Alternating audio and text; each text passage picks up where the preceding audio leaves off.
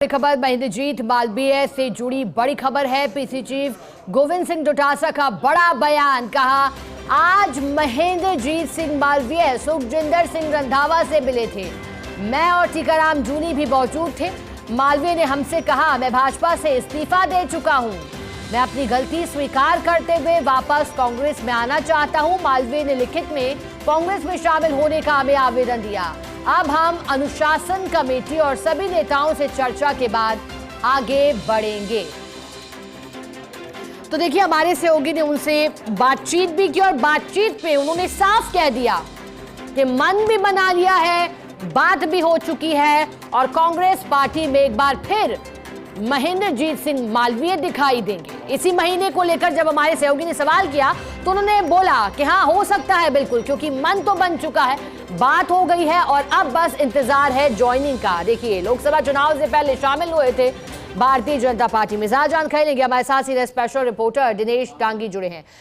दिनेश, 2 साल पहले आधा फरवरी बीत चुका था और खबरें चली कि 40 साल पुराना कांग्रेस से नाता तोड़कर अब बीजेपी में शामिल हो रहे हैं, लेकिन एक बार फिर 2 साल बाद घर वापसी कर रहे हैं। आपने तो खुद उनसे बातचीत की, अब क्या लगा जो बातचीत का ढंग है, कब से उनकी प्लानिंग चल रही थी और अब आगे जब कांग्रेस में दोबारा आ रहे हैं तो किस मन के साथ?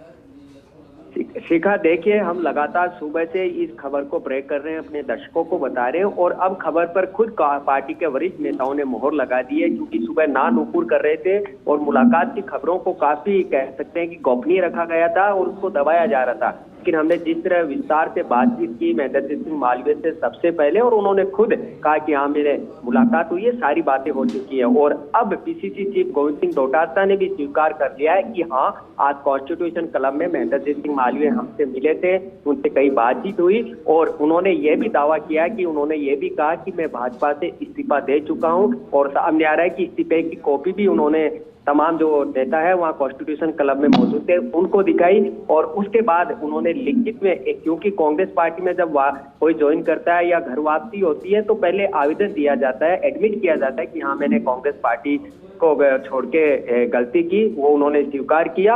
और अब अनुशासन एक कमेटी होती है, जाहिर सी बात एक प्रोसीजर होता है किसी भी संगठन का कि अनुशासन कमेटी के पास उनका आवेदन पत्र जाएगा, वो उस पर विचार करेंगे, अपनी मोहर लगाएंगे और उसके बाद प्रभारी रंधावा हाईकमान की मंजूरी लेंगे। तो ये एक महज औपचारिकता रही है, एक प्रोसीजर होता है और अब ये तय है कि कब वो वापसी करते हैं। जैसे ही दिल्ली से हरी झंडी मिलेगी, संभवतः इसी महीने अपने समर्थकों के साथ महेंद्रजीत सिंह मालवीय वो वापस कांग्रेस पार्टी का दामन थाम लेंगे। इस मामले में बड़ा अपडेट और बड़ी खबर ये सामने यहाँ पर आई है और प्रदेश नेतृत्व ने स्वीकार कर दिया है मुलाकात और ज्वाइनिंग, और खुद महेंद्रजीत सिंह मालवीय भी ये कह चुके हैं। और कद्दावर नेता है, बागीदोरा से कई दफा वो विधायक रहे, जिला प्रमुख रहे, वहां से लोकसभा सांसद भी रहे, लेकिन जिस तरह बीजेपी में वो गए, क्योंकि नेता प्रतिपक्ष वो चाहते थे उस वक्त बनना, लेकिन टीकाराम जूली फिर एलओपी बन गए, यानी लीडर ऑफ अपोजिशन। ऐसे में नाराज होकर उन्होंने बीजेपी का दामन थाम लिया।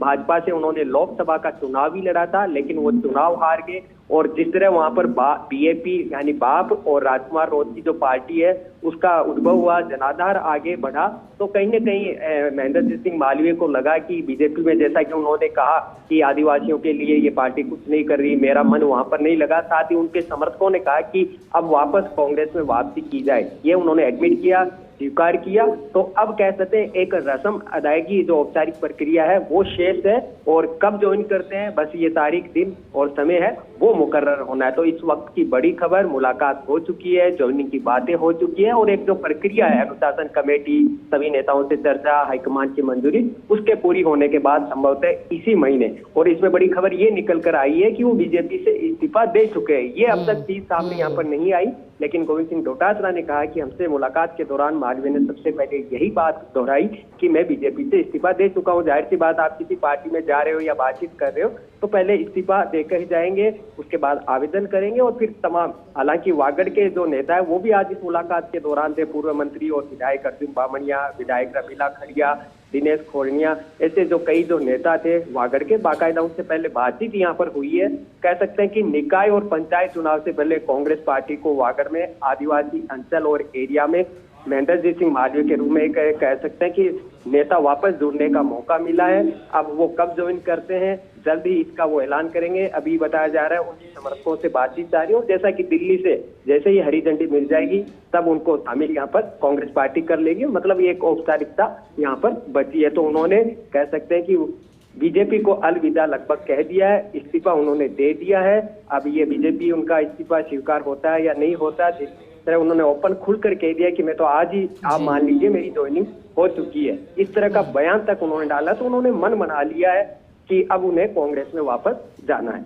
अब दिनेश, क्योंकि आप पॉलिटिक्स की बेहतर समझ रखते हैं, इसलिए क्योंकि आपने कहा कि अब जो वजह रही महेंद्र सिंह मालवीय की, कहीं ना कहीं पद बताया गया, पर क्या वाकई, क्योंकि जब वो भारतीय जनता पार्टी में 2 साल पहले जा रहे थे तो उन्होंने कांग्रेस के लिए कहा था कि अब कोई विजन जनता के लिए नहीं है, देश के लिए नहीं दिखाई देता। साथ ही रामलला के मुद्दे का जिक्र भी उन्होंने किया था। लेकिन एक महत्वपूर्ण बात उन्होंने की थी भारतीय जनता पार्टी ज्वाइन करने के पीछे, वो कहा था कि रामगढ़ जो मानगढ़ धाम है उसे राष्ट्रीय स्मारक की बात की थी। क्या ये भी एक हो सकता है मन खट्टा होने की पीछे की वजह? क्या आप इसे भी मान रहे हैं दिनेश? जी देखिए, कई वजह रही कि सबसे पहली बात तो है कि जब वो लोकसभा का चुनाव बीजेपी से वहां हार गए, तब उनको कह सकते हैं कि वो एक अपेक्षित महसूस कर रहे थे, जिस तरह उन्होंने बातचीत में हमें बताया बीजेपी से। और उनका जो बेस है, जो समर्थक है, वर्ग कार्यकर्ता है, वो कांग्रेस विचारधारा के थे। तो उनमें कहीं ना कहीं कह सकते हैं कि बिखराव हो रहा था। लगातार उनके समर्थक यहाँ पर कह रहे थे। तो ऐसे में हालांकि कांग्रेस पार्टी उन्होंने इसलिए छोड़ी थी क्योंकि वो नेता विपक्ष, जो नेता प्रतिपक्ष है, वो बनना चाहते थे। लेकिन हाईकमान ने फिर मैं टीकाराम जूली को मौका दिया और हमने उनसे सवाल भी किया था कि आपकी नाराजगी की वजह ये थी। तो हालांकि उन्होंने ज्यादा उस पर कुछ नहीं बोला, लेकिन कह सकते हैं कि उनका मन यहाँ पर नहीं लग रहा, क्योंकि कांग्रेस पार्टी से बागीदोड़ा से वो 4 बार विधायक रहे और 2 बार गहलोत सरकार में वो कैबिनेट मंत्री रहे, 2 बार जिला प्रमुख रहे। यानी कांग्रेस पार्टी ने उनको इतना कुछ दिया, वागड़ का एक कह सकते हैं कि हीरो उनको बना रखा था और एक काफी उनका जनाधार था। लेकिन कांग्रेस छोड़ने के बाद कह सकते हैं कि वो कहीं जो एक पॉलिटिकल सिनेरियो होता है उसमें कहीं नजर नहीं आ रहे थे और हार के बाद कह सकते हैं कि और वो खुद को महसूस कर रहे थे। लेकिन वागड़ के कई जो नेता थे उनसे उन्होंने लगातार बातचीत की, कई दिनों से वो बातचीत भी उनसे कर रहे थे। सबको उन्होंने राजी अपने स्तर पर किया और उसके बाद उन्हीं को साथ लेकर वो प्रदेश नेतृत्व की जो लीडरशिप है उनसे मुलाकात की। इस तरह उनकी बातचीत यहाँ पर बनी। हालांकि कई चीजें थी कि क्या उनकी वापसी हो सकती है, क्योंकि पीसीसी चीफ और कई नेता नाराज थे जब उन्होंने पार्टी को उस वक्त साथ छोड़ा जब पार्टी ने सब कुछ इतना दिया था। यानी उनको प्रतापगढ़, डूंगरपुर, बांसवाड़ा, उदयपुर ग्रामीण जो वागड़ और आदिवासी अंचल है वहां सब कुछ दे रखा था। एक तरह से फ्री हैंड कांग्रेस की राजनीति के लिए उनको दे रखा था। इतना उनके पास कह सकते ताकत थी कांग्रेस पार्टी की। लेकिन बिल्कुल, और कह सकते हैं दिनेश के उनका निजी फैसला, लेकिन उम्मीद यही है कि उनके आने के बाद पार्टी फिर एक बार इस क्षेत्र में मजबूत होती दिखाई देगी। बहुत